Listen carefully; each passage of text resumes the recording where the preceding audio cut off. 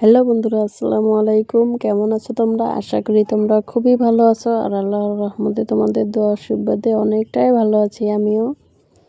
তো আজকে আমি আবারও একটা নতুন ভিডিও নিয়ে চলে আসলাম তোমাদের সাথে শেয়ার করতে। আজকে আমি কি বানাবো তোমরা অবশ্যই আমার ভিডিও থাম্বনেল দেখে টের পেয়েছো যে আজকে আমি বুট বিরিয়ানি বানাবো। তো কিন্তু আজকের ভিডিওটা ভালো হতে চলেছে, তোমরা দেখতে থাকো।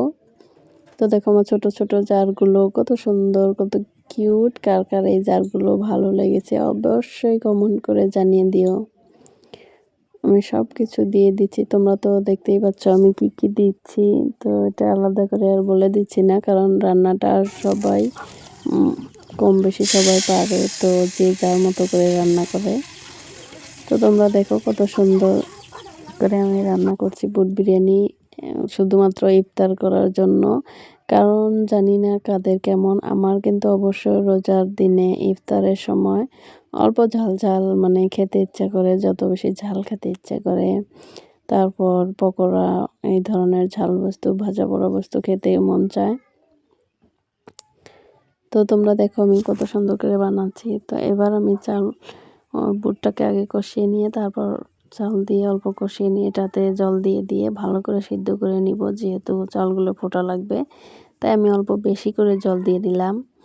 আমি একটা বস্তু বুঝি না যে আমার এই পাতিলটার মধ্যে রান্না করলে, এই কড়াইটার মধ্যে রান্না করলে, যে কোনো বস্তু রান্না করলে কেন কালারটা ভালো আসে না, কেন কালা অল্প মানে ব্ল্যাক কালারের হয়, অল্প অল্প ব্ল্যাক হয়। তো তোমরা যদি জানো যে কিসের জন্য এমন হয়, তোমরা আমাকে অবশ্যই জানিয়ে দিও যে এই কড়াইটার মধ্যে রান্না করলে কালারটা কেন ভালো হয় না, অল্প কালা কালা হয়, কালো কালো হয়।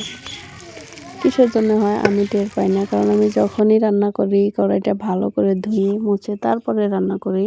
তারপরে জানি না কেন মানে রান্নাটা এত কষ্ট করে ভালো করে রান্না করলেও গ্রানটা খুবই সুন্দর হয়, খেতেও ভালো হয়, কিন্তু কালারটা ভালো আসে না।